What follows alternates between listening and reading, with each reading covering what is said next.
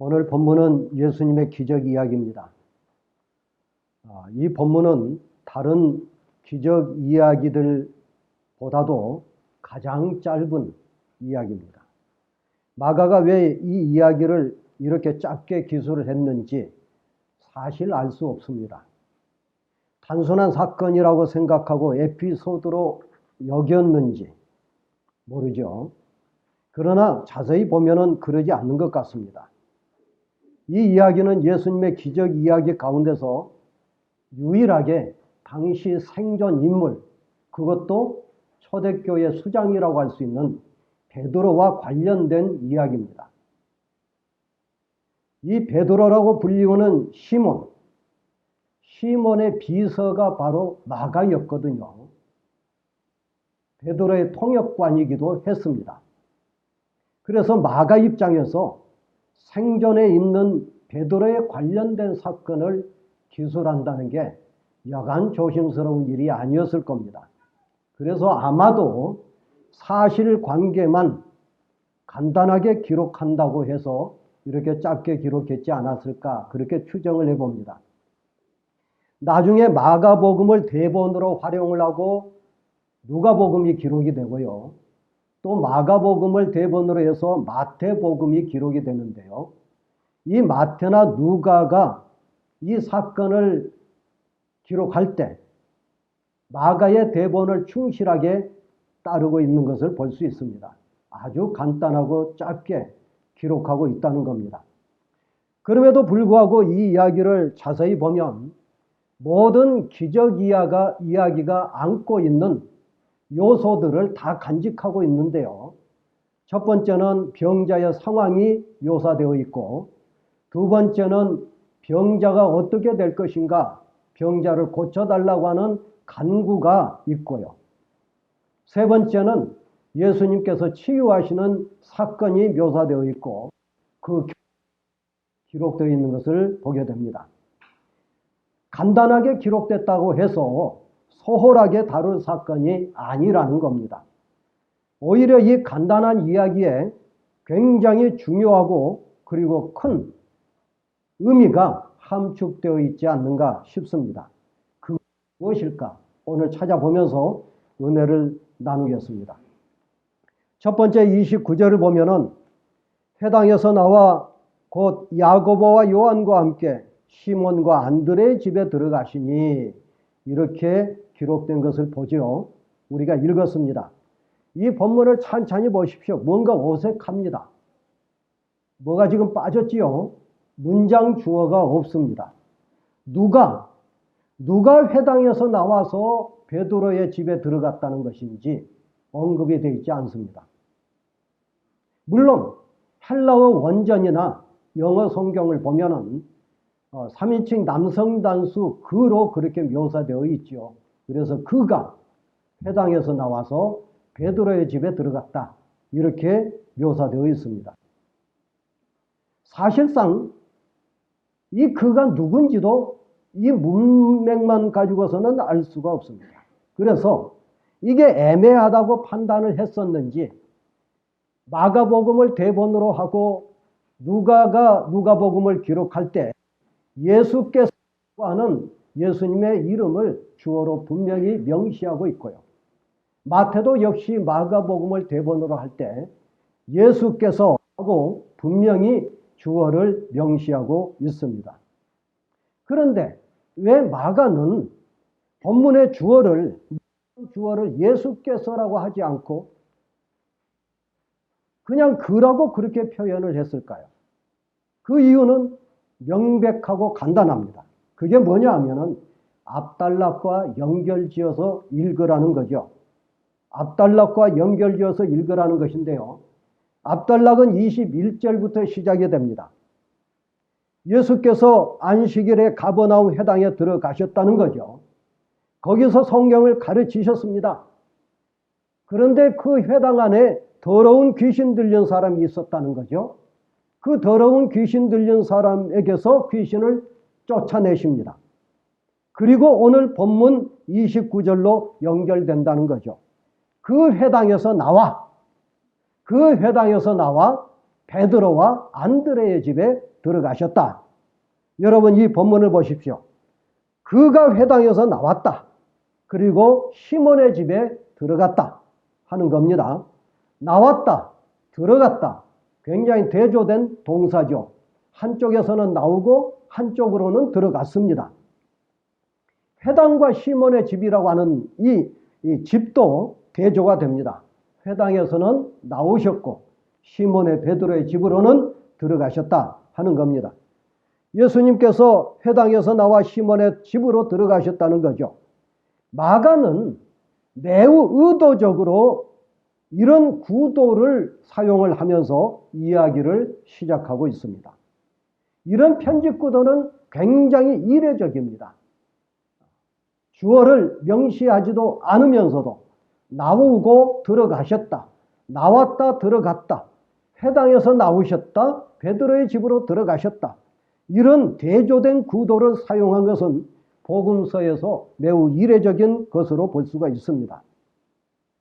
흔한 구도가 아니라는 거죠.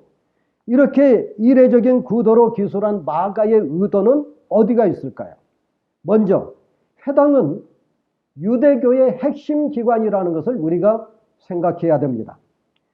그런데 이 회당에 예수님께서 계실 때 더러운 귀신 들린 사람이 털을 잡고 있었습니다.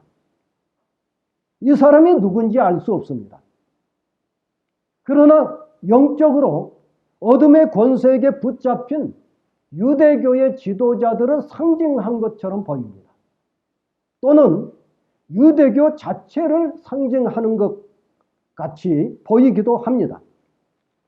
따라서 유대교는 더 이상 하나님 나라를 실현할 수 있는 장소가 아니라는 거죠. 더러운 귀신이 털을 잡고 있는 유대교 회당, 그것은 하나님의 나라가 이루어지고 실현되는 장소가 아니라는 것을 우리가 얼른 알 수 있습니다. 따라서 유대교는 예수님께서 머무실 곳이 아니고 나오셔야 된 그러한 장소라는 거죠. 예수님께서 그 회당에서 나오셨습니다. 하나님의 나라를 실현시키기 위해서 시몬의 집으로 들어가셨다는 거죠. 여기서 시몬의 집은 회당과 묘하게 대조가 됩니다. 예수님께서 회당에서 나오신 것이 유대교에서의 이탈이라고 본다면 시몬에 들어가신 것은 새로운 공동체를 모색하시기 위해 들어가신 것으로 그렇게 볼 수 있습니다. 따라서 예수님께서 시몬의 집을 새로운 공동체로 여기지 않으셨는가 하는 거죠. 그것은 오늘 본문 다음에 이어지는 33절에서 알 수가 있습니다. 33절에 보면은 온 동네가 그 문 앞에 모였더라 그랬습니다. 시몬의 집 앞에 사람들이 모였다는 거죠. 문전성시를 이루었다는 것입니다. 마가복음 2장 1절과 2절, 바로 뒤에 있는 2장 1절과 2절을 볼 때도 예수님께서 그 집에 계실 때 많은 사람이 모였다 하는 말씀을 우리가 읽어볼 수 있습니다. 많은 사람이 모여서 문 앞에 들어설 자리가 없게 되었다. 이렇게 마가는 보도하고 있는 것을 보게 됩니다. 여기서 우리가 알아야 할 것이 있습니다. 헬라어에서 모이다라고 하는 동사를 명사로 바꾸면 회당이 됩니다. 회당이라는 말과 모이다라고 하는 말은 어원이 같습니다. 동사로 하면 모이다, 명사로 하면 회당이라고 하는 말이죠. 회당이 어떤 것입니까? 모이는 장소입니다. 예수님께서 계시는 시몬의 집에 사람들이 모여들었다 하는 이 말은 당연히 회당이라고 하는 명사를 회상시켜주고 연상시켜주고 있다 하는 것입니다. 나아가서 마가복음 9장 28절과 33절 그리고 마가복음 10장 10절 말씀을 보면은 여러 차례 집이라고 하는 단어를 마가가 사용하고 있는데 그 집은 회당이 아니라 마가의 집이거나 혹은 다른 사람의 집인 것을 알 수가 있는데 마가는 이런 집을 언급할 때마다 예배의 장소이거나 교육의 장소로 언급하고 있는 것을 보게 됩니다. 골로새서 4장 15절을 보면은 초대교회에서 이런 집을 가리켜 교회라고 언급하고 있는 것을 보게 됩니다. 이 교회에서 바울은 예배를 드렸고 교육을 실시했다는 것이죠. 따라서 마가는 시몬의 집을 새로운 공동체의 거점으로, 하나님의 나라가 실현되는 장소로, 다시 말하면 교회로 여기고 있다는 것을 알 수 있죠. 예수님께서 제자들을 데리고 거기에 들어가셨습니다. 그 안에서 무슨 일이 벌어졌을까요? 30절 상반절을 보면은 시몬의 장모가 열병으로 누워있는지라 그랬습니다. 성지에 가면은요, 가버나움 회당, 예수님께서 들어 다니셨던 가버나움 회당의 석주들과 남아있는 그러한 그 유적지들을 볼 수 있습니다. 또는 시몬의 집터로 알려져 있는, 베드로의 집터로 알려져 있는 유적지도 볼 수가 있는데요. 시몬의 집터는 둘레가 27m, 가로 세로 27m로 되어 있는 담장이 있고, 그 안에 약 6m 가로 세로로 되어 있는 방들을 볼 수가 있습니다. 전생에 가면은 예수님께서 그 방에 머무셨다라고 하는 이야기가 전해져 오고 있습니다. 이 방에는 건물 벽면에 여러 색채의 장식물들과 그림들이 그려져 있는데요. 그 건물에서 나오는 석회석 반죽으로 만들어진 벽돌들에 헬라어와 아람어와 시리어 등으로 아멘이나 주님이나 예수라고 하는 단어들이 기록되어 있는 것이 발견됐어요. 이것은 주후 4세기경에 이곳을 교회로 사용했었다라고 하는 흔적으로 봅니다. 나아가 비문에 시몬 베드로의 집이라고 하는 글귀가 명백하게 기록이 되어 있는 것을 발굴했어요. 그래서 이 집이 베드로의 집이었고 4세기에 아마도 예배당으로 사용됐던 집이지 않는가, 이렇게 추정을 한다는 거죠. 만일에 이게 사실이라고 한다면 대단한 발굴이 아닐 수가 없습니다. 우리가 지금 읽고 있는 이 본문, 마가복음 1장 29절 이하에 나와 있는 시몬 베드로의 집, 이 집을 우리가 성지 순례 기간 동안에 눈으로 확인할 수가 있고 예수님께서 거기에 머무셨다는 것을 확인할 수 있는 집이라고 하는 거죠. 그런데 오늘 본문에 보면은 이 집을 가리켜서 시몬과 베드로의 집이라고 그렇게 언급하고 있습니다. 왜 시몬의 집이면 시몬의 집이고 안드레의 집이면 안드레의 집이지 시몬과 안드레의 집이라고 그렇게 언급하고 있을까요? 당시의 부모들은 지금처럼 그렇게 장수하지 않았습니다. 자녀들이 다 성장하기도 전에 부모들이 일찍 세상을 떠났지요. 그래서 장남이 동생들을 데리고 그 집안을 일궈가고 있었다고 그렇게 알려지고 있습니다. 아마 시몬도 동생 안드레를 데리고 아버지 집에서 살았지 않았는가. 그때 장가를 갖고 홀로 대신 장모를 모시고 모시고 살았던 것 같아요. 시몬의 장모가 열병에 걸렸습니다. 이 병이 무슨 병인가에 대해서 여러 말이 있습니다. 아주 재미있는 해석 하나를 여러분에게 소개하자면 이런 해석이 있습니다. 이 병이 아마 화병일 것이다. 화병일 것이다. 왜 화병이냐? 자기 딸을 그 베드로라고 하는 인간에게 딸을 시집을 보내놨더니 어느 날 예수라고 하는 청년에게 홀딱 반해가지고 가출을 해버렸다는 거죠. 그리고 집안을 돌보지 않으니 장모가 화병이 날만도 했겠다. 그리고 이 열병이라고 하는 헬라어 단어를 보면은 열불난다라고 하는 형용사라고 하는 거죠. 열불난다. 우리 부모님들이 열불난다라고 하는 말을 참 많이 사용했는데요. 화병이 참 많았죠. 화병이 많았죠. 그런데 거기에 대한 근거로서 이 헬라어 단어, 열병이라고 하는 헬라어 단어가 명사가 아니고 형용사거나 분사꼴이라고 하는 점에 주목을 합니다. 그래서 열병이라고 번역되어 있는 이 병명이 아마도 열불나는 화병이지 않겠는가 이렇게 주장을 하거든요. 글쎄요. 그럴지도 모르죠. 상당히 재밌는 해석입니다.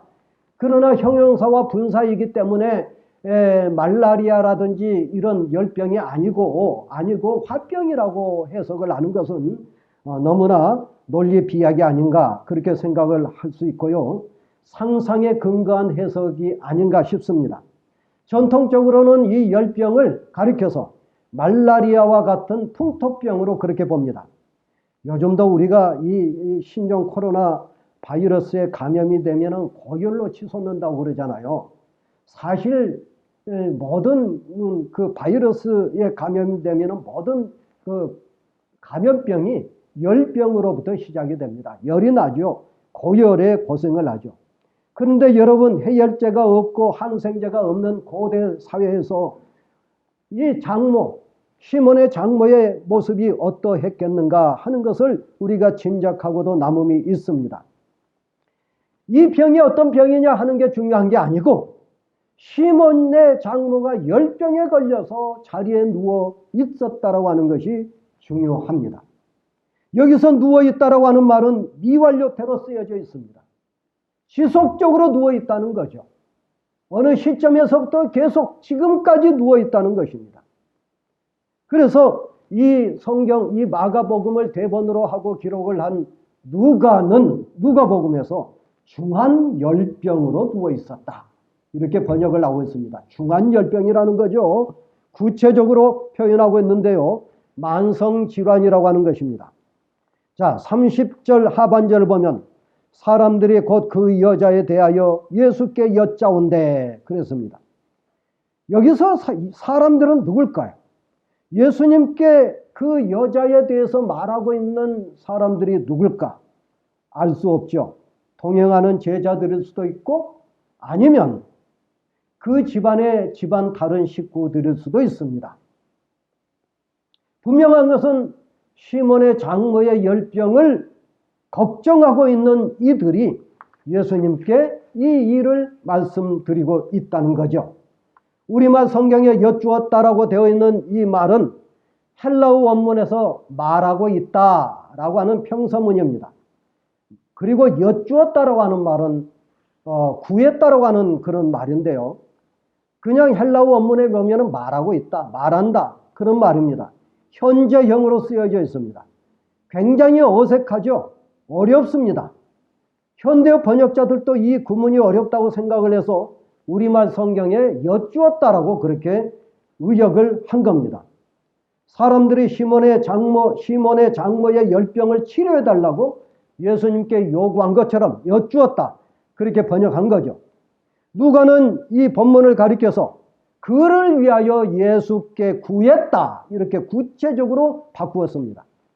마태는 이 구절이 석연치 않다고 생각을 해서인지 빼버렸습니다.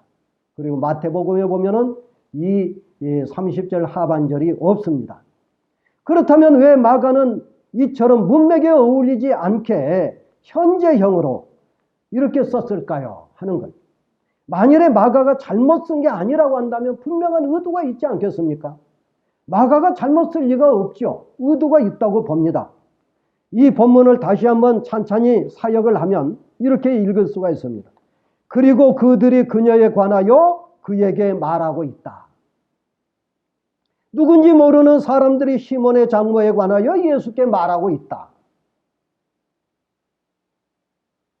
말하고 있다라고 하는 이 말이 현재 시제라고 하는 것에 우리가 주목한다면 이 본문을 읽고 있는 바로 우리들을 가리키지 않는가 싶습니다. 마가는 이 본문을 현재형으로 기록할 때에 이 본문을 읽고 있는 모든 사람들이 말하고 있다. 이런 의식을 갖도록 현재형으로 쓴 것처럼 보입니다. 다시 한번 생각을 해봅시다. 아까 말씀을 드렸지만은 시몬의 집이 새로운 공동체를 모색한 집이라고 한다면 그것은 분명히 교회의 원형이라고 볼 수가 있습니다. 말하자면 우리 평강교회를 가리킨다고 볼 수가 있겠죠. 우리 교회 안에 누군가 열병에 걸린 사람이 있습니다. 중환자입니다. 만성질환에 허덕거리고 있습니다. 이곳에 주님께서 찾아오셨습니다. 누군가 말해야죠.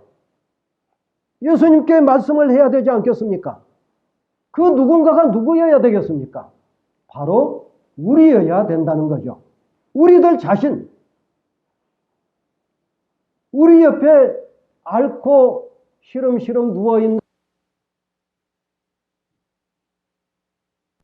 할 수 있는 사람은 아니겠는가? 아가가 실수로 이 시제를 현재형으로 잘못 쓴 것이 아니라면 이것은 분명히 바로 오늘 본문을 읽고 있는 독자에게 하고 싶은 메시지라고 그렇게 볼 수가 있습니다. 본문을 읽고 있는 독자는 앓고 있는 형제 자매에 관하여 예수께 말해야 된다는 것입니다. 그게 아가가 우리에게 요구하고 있는 의미라고 하는 거죠. 여러분, 그곳이 교회입니다. 그것이 바로 오늘 본문에서 마가가 우리에게 요구한 사항이라고 한다면 우리 교회는 어려운 이웃들을 향하여 우리 주 예수 그리스도께 말할 수 있어야 되고 그 말할 수 있는 것은 언제까지나 주님 오실 때까지 그거는 완료가 되지 않는 현재 진행형이어야 된다는 것을 가르쳐주고 있습니다.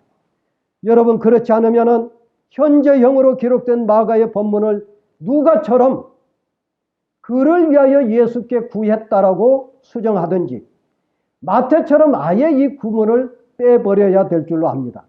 하지만 의도가 분명히 있고요. 누가복음에서는 누가의 의도가 분명히 있습니다. 마태복음에서는 마태의 의도가 있지요. 그 의도에 따라서 우리가 각각의 복음서를 읽어야 되겠고 그 복음서 각각이 주는 메시지를 우리가 받아야 될 줄로 믿습니다. 31절 상반절을 보면 나아가사 그 손을 잡아 일으키시니 그랬습니다. 사람들이 시몬의 장모에 관하여 말하고 있습니다. 그러자 예수님께서 여인에게 다가가셨습니다. 시몬의 장모의 열병이 전염병일 수 있죠. 말라리아라고 한다면 더욱 그렇습니다. 그런데 우리 주 마스크하지 않고 다가가셨습니다.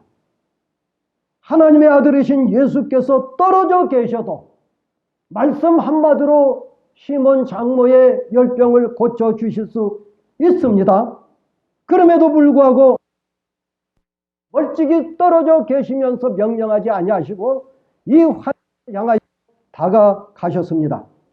다가가신 장면을 여러분 한번 상상해 보십시오. 만일에 떨어져 계신 예수님을 상상한다고 하면 얼마나 기계적입니까? 우리 주님께서는 당연히 기계적으로 낫게 하실 수 있겠지만 거기에는 병자를 사랑하시는 모습을 우리가 볼 수가 없습니다. 열병이요 전염병임에도 불구하고 다가가시는 우리 주님, 그 주님의 모습에서 병자를 사랑하시는 우리 주님의 모습을 그릴 수 있지 않겠습니까? 주님은 그렇게 하실 수 있습니다. 그렇게 하셨습니다. 시몬의 장모에게 다가가셨습니다. 긍휼히 여기셨습니다. 그의 손을 잡았습니다. 손과 손이 맞잡혔습니다. 한 손은 전능하신 하나님 아들의 손이요 한 손은 병자의 손입니다. 능력의 손이 병든 손을 잡았습니다. 그리고 일으켰습니다. 기적이 일어났습니다. 어떤 기적입니까? 중환열병으로 누워있었던 여인이 자리에서 일어났습니다. 여기서 일으키다라고 하는 동사는 예수님께서 부활하실 때 사용된 바울의 용어입니다. 고린도전서 15장에 보면은 하나님께서 예수 그리스도를 죽은 자로부터 일으키셨다. 그런 말씀을 많이 하고 있는데요. 같은 동사고 같은 문법을 가지고 있는 동사입니다. 왜 바울이 그리스도의 부활을 가리킨 동사를 시몬의 장모에게 적용하고 있을까요? 우리가 이 문제를 살펴보기 위해서 바울을 잠시 필요가 있습니다.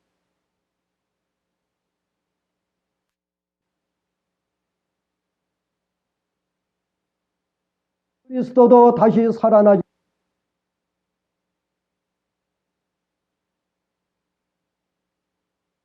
여기서 하는 말은 복수로 되어 있습니다. 죽은 자들의 부활이 없으면 그럼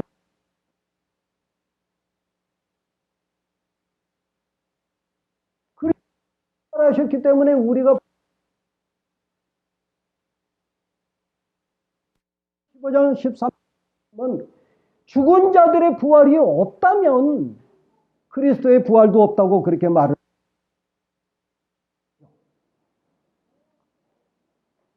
어떻게 보면은 그리스도의 부활 이전에 사람들의 부활이 있었다는 것을 가리키는데요. 그렇게 만일에 읽으면 큰일이 납니다. 기독교의 부활론을 부인하는 것이 됩니다. 여러분, 바울이 말한 죽음과 부활은 중의적인 의미가 있습니다. 바울에게 부활은 당연히 육체적 부활을 의미하지만은 육체적 부활 뒤에 따라오는 변화된 모습을 가르쳐 주기도 합니다. 바울에게 있어서 죽음이라고 하는 것은 신체적인 죽음을 말하지만은 다른 한편 변화되기 이전의 모습을 가리키기도 합니다. 그래서 바울은 에베소서 2장 1절에서 그는 허물과 죄로 죽었던 너희를 살리셨도다. 허물과 죄로 죽었던 너희를 살리셨다. 그렇게 언급하고 있습니다. 고린도전서 15장 17절에 보면 그리스도께서 다시 살아나신 것이 없으면 너희의 믿음도 헛되고 너희가 여전히 죄 가운데 있을 것이요. 죄 가운데 있는 것을 죽음이라고 표현을 하고 있고, 그리고 변화된 모습을 부활로 바울은 언급하고 있는 것을 보게 됩니다. 그래서 고린도전서 15장 13절 말씀, 만일 죽은 자들의 부활이 없으면 그리스도도 다시 살아나지 못한다라고 하는 말씀은, 만일에 우리가 변화되지 않는다면, 만일에 우리가 부활해서 변화할 수 없다고 한다면, 변화된 모습이 아니라고 한다면 그리스도의 부활은 없다. 그리스도의 부활이 있다고 한다면 당연히 우리가 변화되어야 된다는 것이죠. 변화된 모습이 없다면 그리스도가 다시 살아나신 것이 아니라고 하는 말씀을, 죽은 자들의 부활이 없으면 그리스도도 다시 살아나지 못하신다고 말씀하고 계셨던 겁니다. 여기에 우리가 깨달을 수 있는 아주 중요한 의미가 들어있습니다. 우리 믿는 자들 가리켜서 부활의 증인들이라고 그렇게 성경은 말을 합니다. 예수님께서 행하신 것처럼 우리가 행하고 그분이 사신 것처럼 우리가 살아야 된다는 것이죠. 그럼으로써 예수 그리스도의 부활을 증거하는 삶을 살아야 된다는 것입니다. 그래서 사도행전 3장 15절 말씀 보면 하나님이 죽은 자 가운데서 그를 살리셨으니 우리가 이 일의 증인이라. 여러분, 다시 본문으로 돌아가서 말씀을 정리하겠습니다. 예수께서 시몬의 장모의 손을 잡아 일으키셨습니다. 마가가 사용한 일으키다라고 하는 동사는 바울이 그리스도의 부활을 가리킬 때 사용한 용어입니다. 마가는 의도적으로 시몬의 장모에게 그것을 적용한 겁니다. 마가의 생각에는 예수님의 치유는 질병의 치유만이 아니라는 거죠. 죄 많은 육신이 죽고 영생에 부활한 것을 가리킨 것으로 마가는 그렇게 생각을 하고 이 단어를 사용하고 있다는 것입니다. 예수님의 치유는 옛사람이 죽고 새 사람이 태어난 것을 말합니다.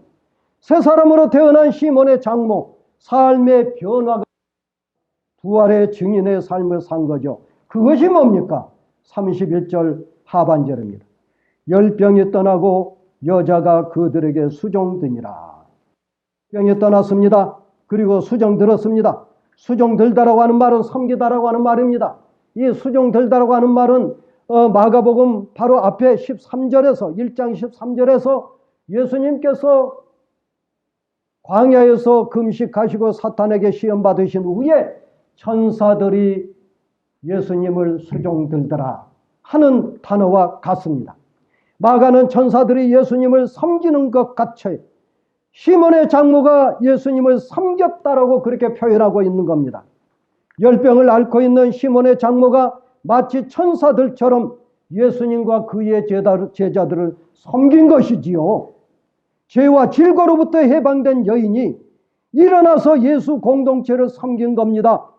그렇게 변화된 여인이 공동체를 섬김으로써 부활의 소망을 증거한 것 아니겠습니까? 이것이 하나님의 나라입니다. 새로운 공동체의 모습이죠. 여러분, 하나님께서 당신의 자녀들을 섬기기를 어떻게 섬기셨습니까? 당신의 아들 예수 그리스도를 이 땅에 보내시기까지 섬기셨고요. 아들을 십자가에 매달기까지 우리들을 섬기셨습니다. 하나님께서는 그 죽은 아들을 다시 일으키셔서 우리들에게 부활의 소망을 주기까지 섬기죠. 하나님의 나라는 섬김을 받는 나라가 아닙니다. 하나님께서 우리를 섬기셨고 그리스도께서 우리를 섬기신 것처럼 우리가 죽기까지 그리스도를 섬기고 공동체를 섬기는 것, 그것이 바로 하나님의 나라라고 하는 것입니다. 이것이 부활의 증인이요, 증인이 해야 될 증언이라고 하는 것을 가르쳐주고 있습니다. 마가는 이것을 주목하고 있습니다. 마가는 시몬의 장모가 섬김을 통해 그리스도의 부활을 증언할 뿐 아니라 새로운 공동체가 형성되었다는 것에 주목하고 있는 것입니다. 마가는 만성질환으로 지낸 시몬의 장모가 예수님을 만나 치유받고 공동체를 섬김으로써 하나님의 교회가 세워졌다고 말하고 있습니다. 여러분, 말씀을 정리하고 마치겠습니다. 예수님께서 시작하신 새로운 공동체는 그냥 형성되지 않았습니다. 마가에 의하면 시몬의 장모 같은 이름 없는 여인들이 있었습니다. 그들이 예수님을 만나서 치유받았습니다. 체험했습니다. 변화된 삶을 살았습니다. 그들은 삶의 변화를 통해서 부활하신 그리스도를 증거했습니다. 그러자 새로운 공동체가 싹트기 시작했습니다. 이런 여인들의 봉사 위에 교회가 세워진 것이죠. 그렇다고 한다면 예수님 시대만 그럴까요? 아닙니다. 어느 시대나 교회는 이름 없는 사람들의 변화와 헌신과 봉사를 통해서 세워졌습니다. 그리고 부흥해 왔습니다.